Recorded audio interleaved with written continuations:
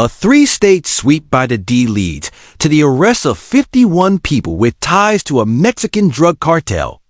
WLKY's Addie Miner spoke with investigators of this operation spanning Kentucky, Tennessee, and West Virginia and explains the significance. Kentucky, Tennessee, and West Virginia. Three states may think of for coal, bourbon, and rolling hills. But behind the quiet landscapes, a shocking truth has been uncovered. The DEA just carried out a three-stage operation that exposed how deep Mexican cartels have planted their roots in America's heartland. 51 people tied to the infamous Sinaloa cartel were arrested. Agents seized 133 firearms, nearly 9,000 counterfeit pills, and $78,000 in cash. And the drugs they stopped weren't small quantities. This was meth, cocaine, and fentanyl. Deadly substances. Linked to the worst addiction crisis in U.S. history. Here's the question. How did Kentucky, a state with one of the highest opioid addiction rates in the country, become a battleground for cartels thousands of miles away? Hi. Before we continue, one click on the subscribe button fuels all the effort behind this and every future video. Let's break it down. How the cartel operates, what this bust uncovered, and why the threat is far from over. This operation was no ordinary sting. The DEA's Louisville Field Division coordinate with federal, state, and local partners to deliver one of the biggest blows in recent memory. Over 50 individuals were arrested across Kentucky, Tennessee, and West Virginia. And these weren't just small-time dealers. They were part of a supply chain linked directly to the Sinaloa cartel, one of the most powerful and violent criminal organizations in the world. Let's start with what was seized. In one sweep, investigators recovered 133 firearms. That's not just pistols or shotguns. This is the kind of firepower that resembles a military arsenal. Alongside the weapons, nearly 9,000 counterfeit pills were found. These pills look just like legitimate prescription drugs, but are laced with fentanyl, a substance so potent that one dose can kill. Add to that $78,000 in cash and more than 50 kilograms of meth, cocaine, and fentanyl that were prevented from flooding the streets. Special Agent in Charge Jim Scott made it clear this wasn't a random bust. This was about targeting an organized threat to public safety and national security. He revealed a chilling fact. 95% of the drugs flowing into Kentucky, Tennessee, and West Virginia traced back to just two cartels, the Sinaloa cartel and the Jalisco New Generation cartel. That means nearly all of the region's drug supply is controlled by foreign criminal empires. To understand how dangerous this is, we need to look at what the Sinaloa cartel really represents. They are not just drug dealers. They run a global enterprise. They produce and traffic fentanyl, methamphetamine, cocaine, heroin, and marijuana. They launder billions of dollars each year. They are involved in extortion, theft of natural resources, weapons trafficking, human smuggling, prostitution rings, and even illegal wildlife trade. Their reach is international, but their profits come from American communities like Louisville, Lexington, and Charleston.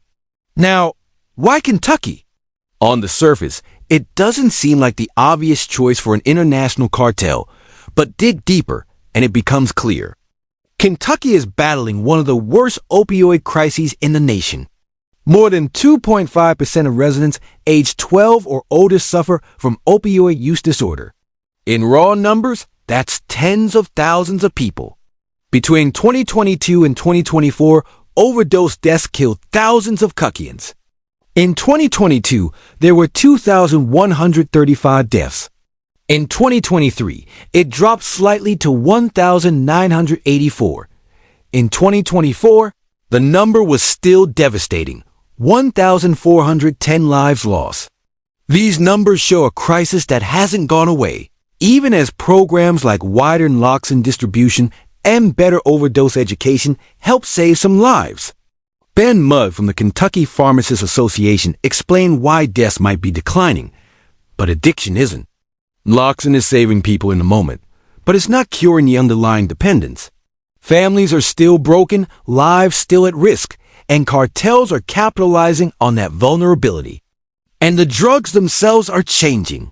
Methamphetamine purity has skyrocketed, often testing at 95% or higher. Marijuana on the street is more potent than at any point in U.S. history. These aren't the substances of the 1990s. These are engineered. High-potency drugs designed to create instant addiction, and the counterfeit pills seized in this operation.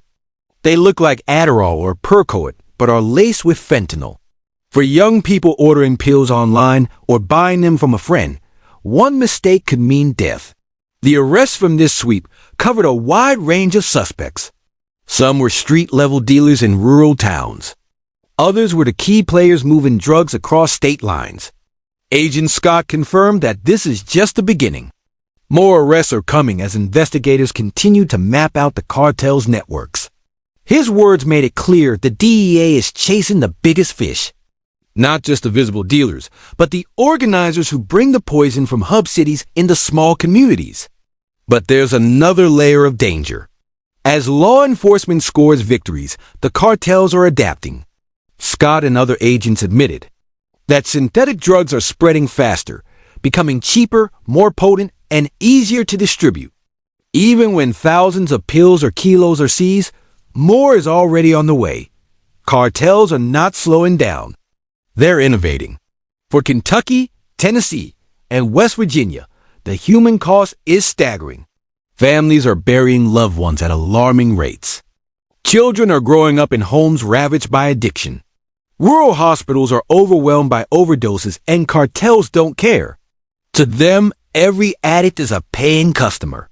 Every overdose is collateral damage in the pursuit of profit. Let's not lose sight of what this operation actually accomplished. 51 cartel-linked individuals were removed from communities. Over 50 kilograms of meth, cocaine, and fentanyl won't reach users. 9,000 deadly counterfeit pills won't fall into the hands of teenagers. 133 firearms won't be used to intimidate, rob, or kill. This was not a symbolic victory. It was real lives saved. Sheriff departments, state troopers, DEA agents, and federal prosecutors worked side by side. Agent Scott pointed out that years ago, these partnerships weren't as strong. But today, coordination between agencies is revitalized and crucial. When the DEA, state police, and local sheriffs pool resources, they can take down criminal networks that might otherwise seem unstoppable. Yet the fight doesn't end here. Scott openly admitted that the challenge is growing. The drugs are deadlier. The trafficking networks are more sophisticated, and the demand fueled by America's addiction crisis hasn't disappeared. That means law enforcement has to stay one step ahead, constantly adapting, just as the cartels do.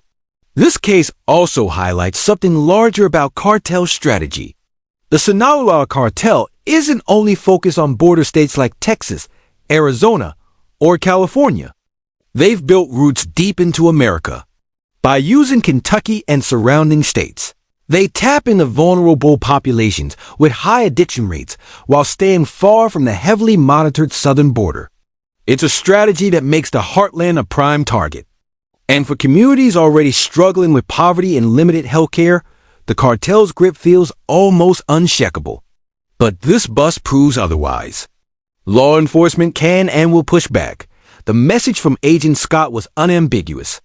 The Sinaloa cartel's influence spreads everywhere, from urban centers to small towns. But law enforcement reach spreads just as far. No community is too small to fight back.